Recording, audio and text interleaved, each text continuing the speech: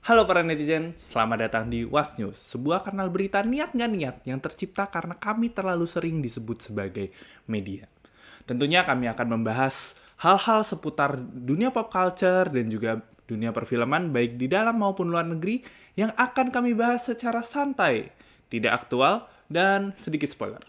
Bersama saya Billy, admin yang kebetulan Cina, ini dia Was News selengkapnya.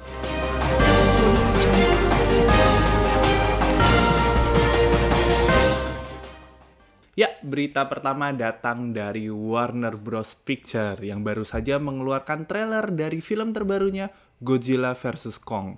Yang tentunya udah dinanti-nanti ya, dan kalian mungkin belum nonton trailernya, ini trailernya.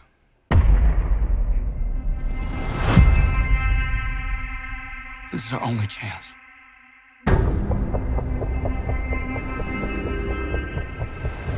We have to take it.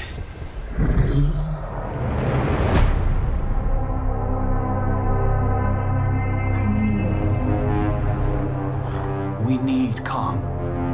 The world needs him to stop what's coming. And this child, she's the only one he'll communicate with. I knew that they had a bond. She had nowhere to go, so I made a promise to protect her. And I think that in some way, Kong did the same.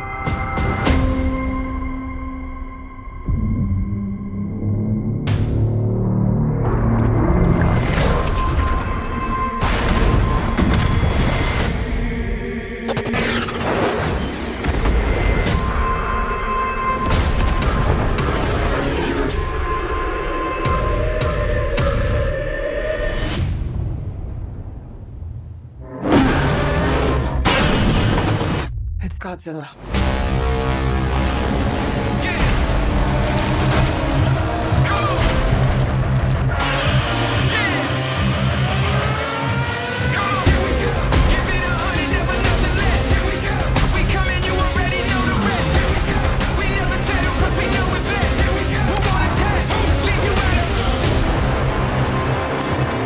These are dangerous times.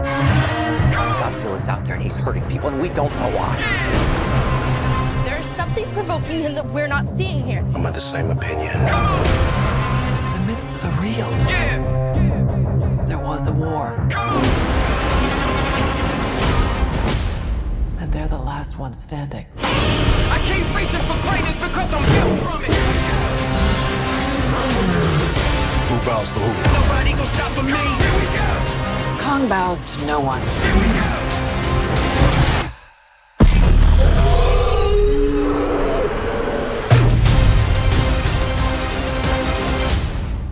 Ya, itu dia tadi trailer dari Godzilla vs. Kong. Mungkin kalian bahkan bertanya-tanya, apa aja sih yang terjadi di dalam trailer itu? Wah, itu sih banyak banget nih yang kita bahas kalau kita ngomongin trailer yang cuma secuplik kita ya.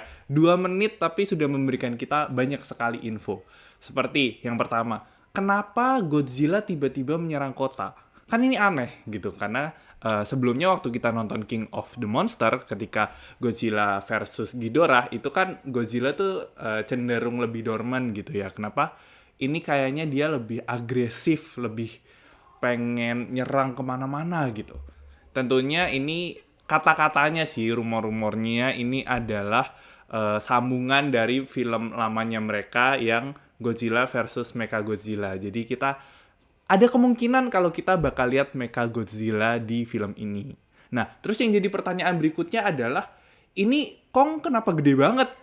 Perasaan waktu kita nonton Kong Skull Island itu tahun 2017, itu kayaknya Kongnya kecil gitu loh. Misalkan ini Kong nih, manusia tuh segini. Ya segini lah ya. Gede sih, tetap gede. Cuma di sini tuh kayak jadi lebih gede gitu. Dia kayak sejajar sama si Godzilla. Padahal kan yang kita lihat di Skull Island kayak kecil gitu. Nah, ini karena si Kong sendiri itu waktu di Skull Island itu dibilang memang dia masih kecil.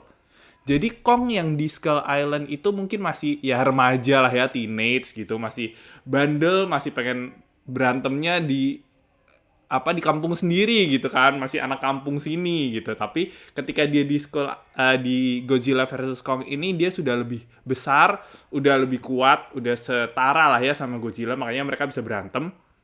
Dan tentunya dia udah punya senjatanya nih, si kapak itu yang dia pakai buat nahan semburan nafas naganya si Godzilla. Dan kita bisa lihat lagi nih banyak titan-titan yang akan keluar juga di film ini. Yang kita lihat pasti sih baru yang bentuknya kayak ular tuh, kayak Jormungand.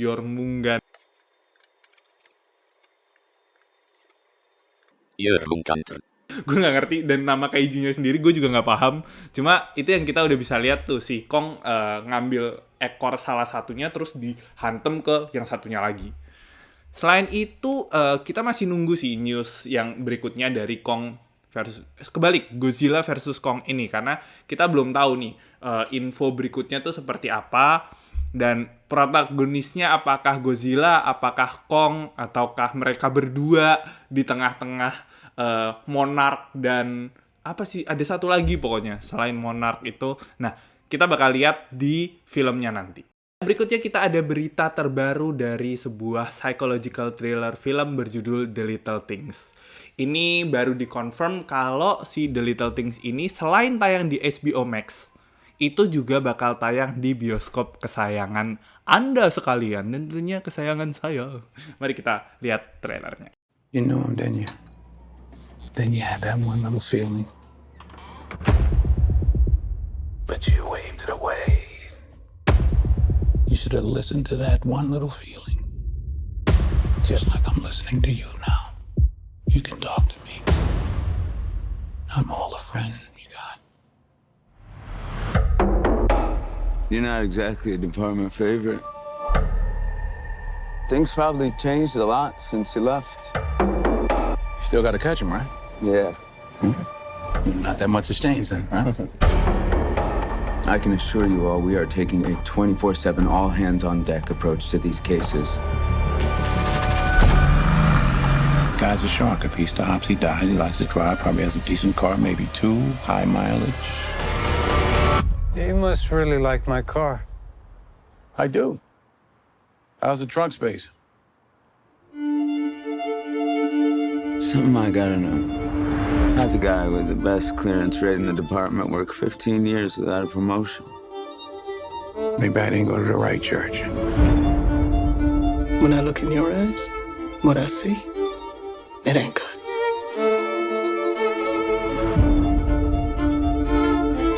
He knew all the details, but he wasn't within 10 miles of the killing. Why is that? Why is that?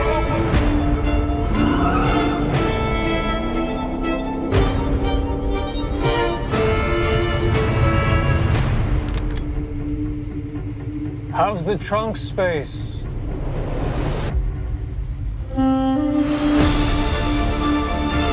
What do you want? I want to nail them For who?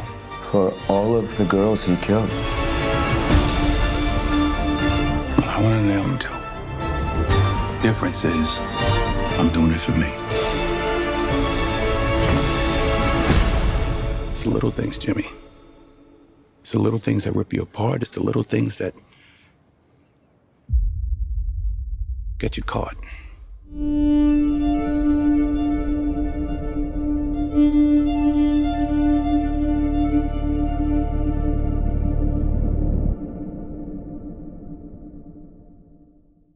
Jadi The Little Things ini diperankan oleh aktor-aktor yang cukup menarik ya. Kita lihat nih, tokoh utamanya adalah 2 orang polisi bernama Dick atau Joe Dick Deacon. Ini diperankan oleh Denzel Washington. Dan Jim Baxter yang diperankan oleh Rami Malek. Wah, Rami Malek nih makin kesini makin banyak ya film-filmnya. Makin seru gitu kayaknya. Nah, ini cerita tentang mereka berdua yang berusaha untuk menangkap seorang serial killer. Yang kita belum dikasih tahu sih serial killernya ini siapa.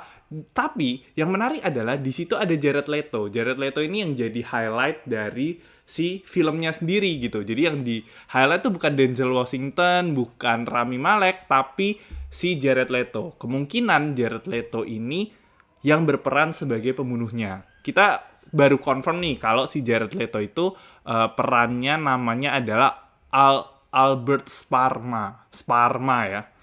Ya, Albert Sparma. Nah, kita belum tahu apakah itu pembunuh berantainya, serial killernya atau bukan. Tapi yang pasti film ini bakal seru banget buat kalian yang suka film-film yang berbau pembunuhan, psychological thriller. Mungkin kalian suka nonton Criminal Minds, X-Files. Nah, ini film buat kalian nih. Tungguin ya, 29 Januari 2021. Ini bakal hadir ke HBO Max dan secepatnya di bioskop. Alright guys, remember what we're looking for. And don't trust anyone. Whoa, what? Hey, baby. Where are your parents? Hey, who's baby? What? Really? A con baby?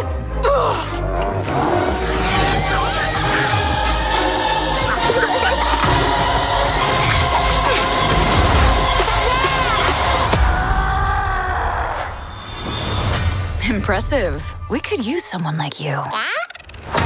Let's catch you up. My name is Raya. Our lands have been at war for as long as we can remember. Our people never see eye to eye. My daughter, I believe our people can come together again. But someone has to take the first step. Now, in order to restore peace, we must find the last dragon. I wish to join this fellowship of butt kickery. Let's go. We'll have to watch our backs. We're not the only ones looking. 6 years of searching. Please let this be it. Oh, mighty Sisu! Who said that?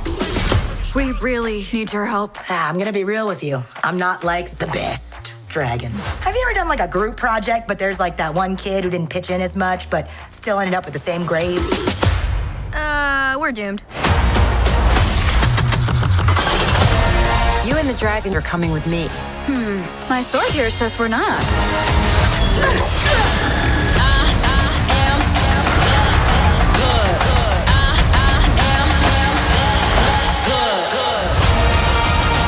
The world's broken.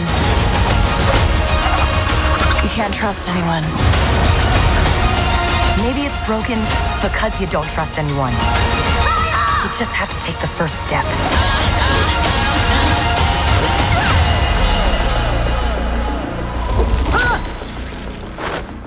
I just shape changed. Dragons can do that? Look how close my butt is to my head. It's gonna make digestion so much faster. In theaters or ordered on Disney Plus with Premier Access, March 5th. Nah, Raya and the Last Dragon ini adalah film yang bersetting di sebuah negeri fiksi namanya Kumadra, yang ceritanya 500 tahun yang lalu itu ada perang antara naga sama monster yang namanya Druun. Gue nggak ngerti sih itu pronounce-nya gimana, apakah Druun, ya gue nggak tahu lah, pokoknya itulah ya, itu monsternya. Nah, akhirnya naga-naga ini mengorbankan dirinya untuk akhirnya mereka tuh sacrifice themselves buat bikin si Druun ini tersegel. Nah, 500 tahun berikutnya si Druun ini tuh balik lagi nih ke dunia sekarang gitu. Mereka si Druun ini kayak menjanjikan calamity. Jadi akan mendatangkan bencana dan hal-hal yang buruk. Nah, akhirnya terpilihlah Raya yang memang sudah dilatih. Ini adalah warrior princess untuk membawa yang namanya Dragon Gem. Dan dia harus menjalankan sebuah misi, sebuah petualangan untuk menemukan The Last Dragon. Nah, yang menarik adalah cast dari si Raya and the Last Dragon ini. Selain tentunya settingnya ya. Jadi Kumadra ini settingnya adalah Asia Tenggara banget. Biarpun fiksi ya, tapi dia ngambil culture-nya itu dari Asia Tenggara kayak Vietnam, Jepang lagi, Indonesia, Thailand, Laos, Malaysia, Filipina. Nah, itu dijadiin part dari dunia yang mereka bangun. Dan ada lagi tuh biasa kan kalau Disney Princess tuh selalu ada sidekick hewannya. Nah, hewannya ini tuh apa ya, itu kumbang kayaknya, gue nggak tahu sih, kumbang yang bisa ngegulung gitu kayak armadillo. Nah, itu namanya tuk-tuk. Kalau kalian nggak tahu, ya kebangetan sih kalau kalian nggak tahu. Tapi kalau kalian nggak tahu, jadi tuk-tuk itu adalah kendaraan macam bukan becak ya, apa ya? Bemo mungkin ya mirip bemo gitu yang ada di Thailand. Namanya tuk-tuk. Nah, ini juga kendaraan yang dipakai sama Raya buat berjalan-jalan. Kendaraan gitu. Nah, cast-nya ini menarik karena cast-nya itu yang jadi Raya adalah Kelly Mary Tran. Nah, Kelly Mary Tran ini kalau kalian nggak tahu, dia tuh jadi salah satu tokoh di Star Wars yang akhir-akhir tuh, yang Return of the Jedi, Last Jedi, itu ada satu Jedi, salah satu bukan Jedi sih, dia bukan Jedi, cuma bagian dari Resistance yang agak chubby. Wow. Nah, itu si Kelly Mary Tran yang harusnya tadinya yang dipakai adalah Casey Steele yang jadi Raya. Gue nggak tahu kenapa tiba-tiba mereka berubah. Mungkin A few moments later. Nggak tahu deh. Nah, habis itu yang jadi Shishu. Shishu itu adalah naga yang dicari sama Raya. Yang jadi Shishu adalah Awkwafina. Awkwafina itu kalau kalian nggak tahu, dia ngetren ketika main di Crazy Rich Asians. Nah, yang menarik adalah ada si Sandra Oh ini akan memerankan sebuah peran yang bernama Virana. Virana ini adalah ibu dari musuh bebuyutannya Raya. Bukan musuh bebuyutan ya, musuhnya Raya lah di film ini. Itu namanya Virana. Dan di versi Prancisnya akan diisi oleh Anggun. Ya, Anggun Chesasmi, ya itu. Anggun yang kita kenal sekarang tuh sudah berkiprah banyak di Prancis. Nah, versi Prancisnya ini bakal diisi oleh Anggun. Jadi bukan versi Indonesia, tapi versi Prancis yang jadi duta shampoo lain. Sekarang dia jadi pengisi suara film Disney. Kemudian ada berita-berita yang beredar di internet selama seminggu ini. Di antaranya adalah media statement dari Olympics. Nah, jadi Olympics itu kan diundur nih, bukan 2020 karena pandemi, akhirnya jadi 2021 katanya. Nah, tapi yang menarik dari media statement si Olympics ini adalah yang membuat statement adalah Shinichi Kudo. Nah, jadi yang bikin statement itu adalah Shinichi Kudo. Jadi banyak yang berspekulasi apakah ini memang official statement dari orang yang namanya sama, atau mungkin memang ini adalah salah satu campaign dari movie terbarunya Detektif Conan yang akan bercerita seputar kejahatan saat ada Olympics.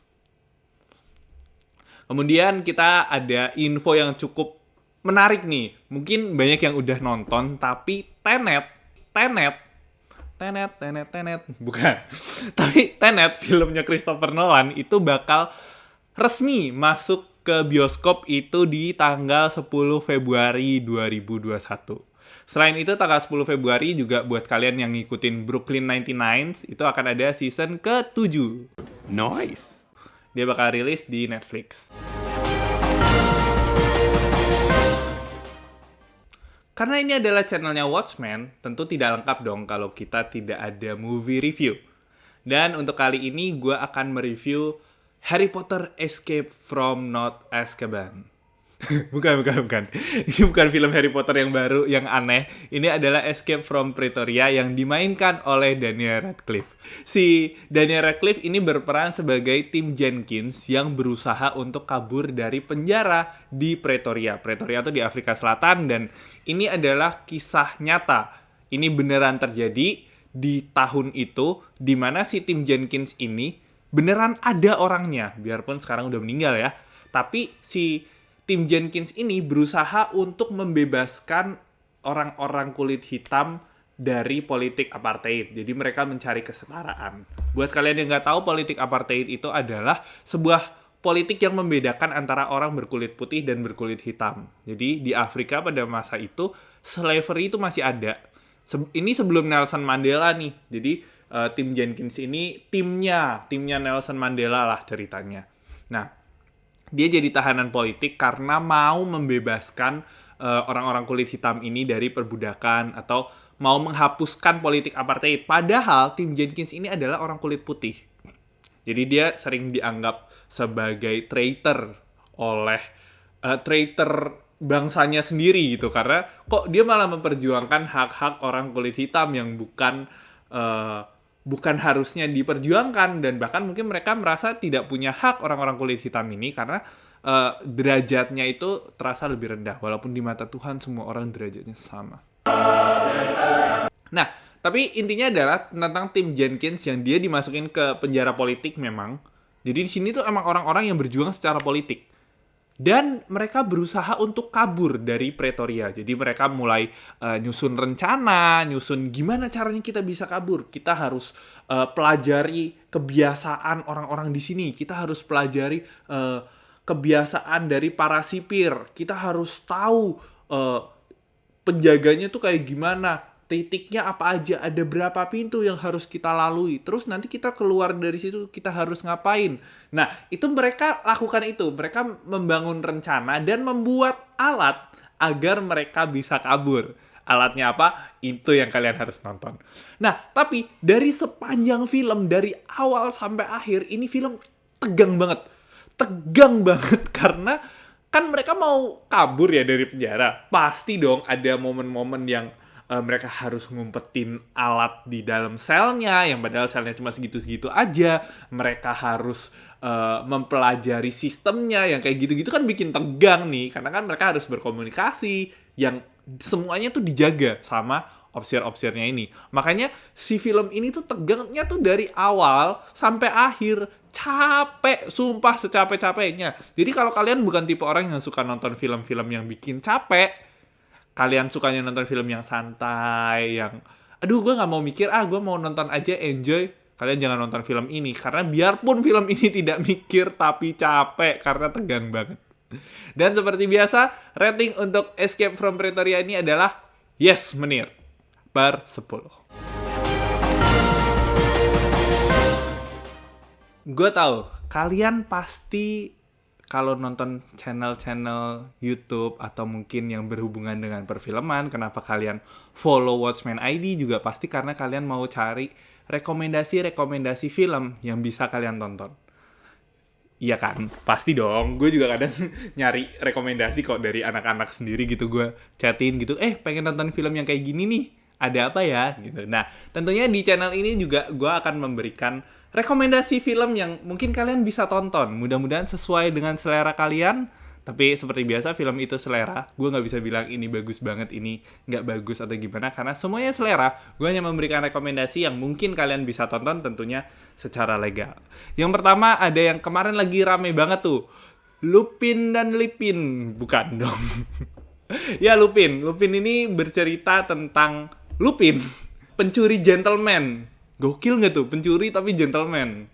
Yang semacam Robin Hood masa muda? Enggak sih. Enggak sedermawan itu. Nah, pokoknya Lupin ini cerita tentang money heist lah mungkin. Tentang heist gitu. Yang nyolong-nyolong gitu. Mungkin kalau kalian suka film-film kayak Now You See Me. Suka film-film... mungkin kalau kalian suka Kaito Kid gitu ya. Atau film-film tentang pencurian lah. Ocean 11. Nah, ini adalah film series yang tepat untuk kalian. Ini satu seasonnya cuma 5 episode dalam bahasa Prancis. Jadi kalau kalian mau belajar bahasa Prancis juga kalian bisa nonton Lupin ini. Mungkin bacanya kalau di Prancis Lupin. Arsène Lupin. Kalian bisa nonton Lupin ini di Netflix. Ada tuh pasti bannernya gede di Netflix kalian, di account kalian itu pasti kelihatan tuh Lupin gitu kan. Yang main Omar Sy. Nah, berikutnya ada lagi yang lagi nge-trend dan heboh juga adalah WandaVision. WandaVision pasti kalian semua kenal dong. Mereka menjalin kisah cinta. Kisah cinta. Sampai akhirnya mereka tuh ada di sebuah cerita yang tentang mereka berdua. Jadi ini film lepasannya dari Marvel Cinematic Universe yang katanya bakal nyambung sama Doctor Strange The Universe of Madness. Jadi kalau kalian look forward untuk nonton phase 4-nya MCU bakal kayak gimana, kalian harus nonton WandaVision ini. Karena ini bisa jadi pembukanya lah dari MCU phase 4. Mereka akan bermain di ini. Kalau kalian lihat dari trailernya, si WandaVision ini kayak tahun 60-an gitulah. Jadi model-model TV show komedi zaman dulu gitu. Tapi ini seru banget, kalian kalau mau nonton ada di Disney Plus Hotstar. Dan tentunya setelah itu gue juga punya rekomendasi untuk kalian nih, cewek-cewek terutama. Biasa soalnya yang nonton cewek. Waktu kecil gitu ya, nonton di LaTV, Global TV atau apa sih, gue lupa juga channelnya. Cuma dulu ada kartun tentang peri-perian namanya Winx Club. Ya, Winx Club yang itu tuh, yang ada Bloom, Flora, Stella, ya itu. Itu dijadikan sebuah live action film sama Netflix. Ya, ini Netflix original berjudul Fate the Winx Saga. Wow, seru banget gak sih? Seru dong. Ini nggak, jadi pasarnya tuh udah bukan buat cewek-cewek lagi, karena kalau dulu kan Winx Club tuh kayaknya terlalu cewek gitu, terlalu magic and fairies gitu kan. Nah, kalau yang yang Fate the Winx Saga ini lebih mature, mungkin lebih kayak film-film dengan tema supranatural dan magic pada umumnya yang kita bisa temuin, cuma tokoh utamanya memang cewek gitu kan. Yang jadi Bloom-nya itu adalah Abigail Cowen. Tetap ada yang lain-lain juga, ada Stella, ada Aisyah. Nah, yang beda adalah Flora. Dulu kan Flora, kalau di sini namanya berubah jadi Terra. Nah, tapi konfliknya tidak seremeh Winx Club yang dulu. Ini konfliknya lebih teenage lah ya, lebih teenage, lebih anak muda, ada percintaan, ada magicnya tentunya, dan ada grand scheme dari orang jahatnya. Nah, kalian bisa langsung nonton aja di Netflix karena udah selesai season 1. Itu dia berita-berita kurang lebih seminggu terakhir yang bisa kami rangkum di What's News. Sebuah berita yang santai, tidak aktual, dan sedikit spoiler. Tentunya rekomendasi-rekomendasi yang kami berikan tadi bisa kalian tonton secara legal di media streaming yang sudah disebutkan di setiap rekomendasi tadi.